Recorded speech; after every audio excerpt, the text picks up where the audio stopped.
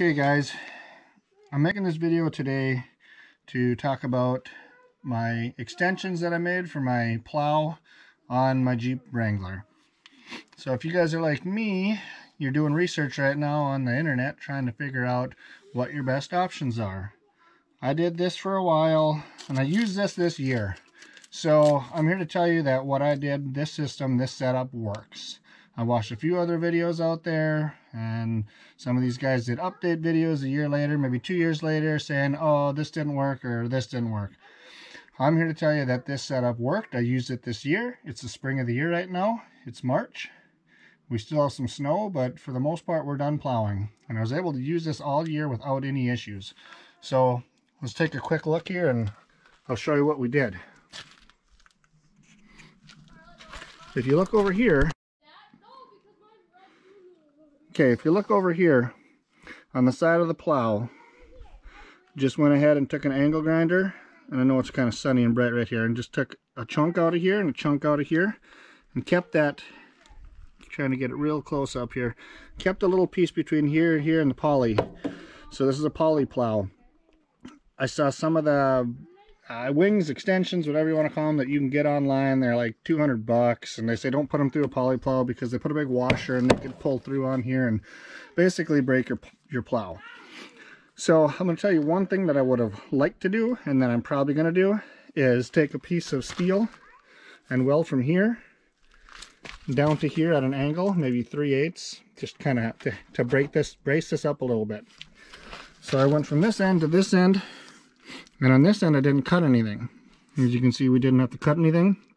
We were able to just get in there and lay a nice fat bead in there so it holds. Another thing you can see is the steel is decent sized steel, right? The length of my finger. Don't use cheap, thin-walled steel. Because what could happen, or what I was thinking about, is if this flexes under pressure, this is going to break, this is going to break, right? Now, obviously none of that happened, so that's good. Now, if you look down here in the bottom, the same thing was done, except for an extra brace was added inside of here. Didn't cut anything out on here. Was able just to line all this up inside of here. Put this brace in here, weld it on the back side, and brace it up real good. Okay, so then this took the brunt of the weight when the plow was pushing snow.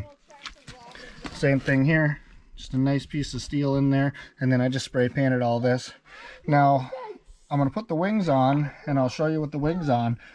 We decided to go with the 30-degree angle versus the 45.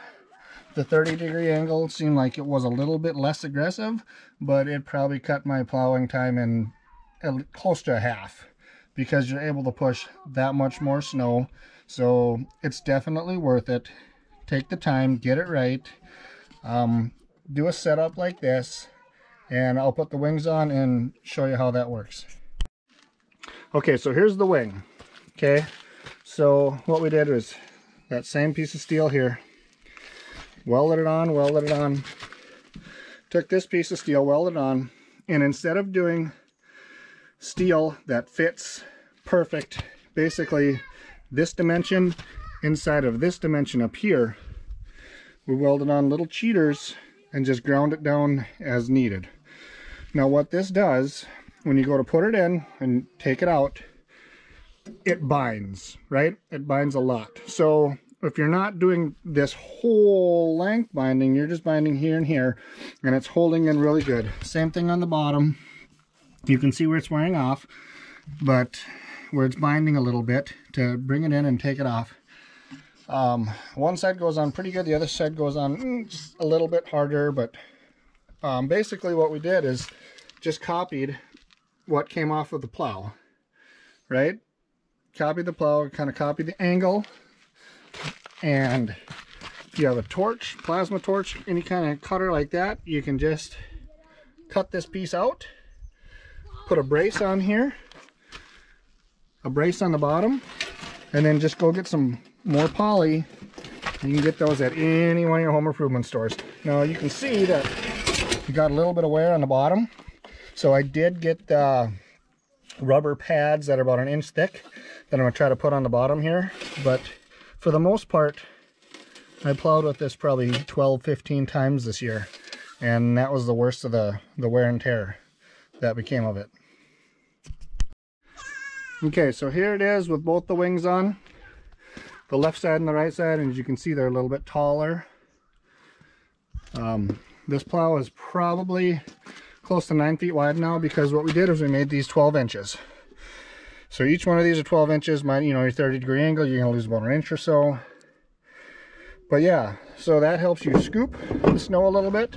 Obviously you put the pins in place, and then you have a little bit of flex. So you want a little bit of flex if you're really pushing snow, and you want that to have just a little bit of give, and you can really pile it up. But like I said, I would put another piece in there, brace that up a little bit. That's the only thing that I'm going to do differently. Between that and the rubber piece, I used this a lot this year. This setup worked great for me. I hope this video helps you guys, and thank you for watching.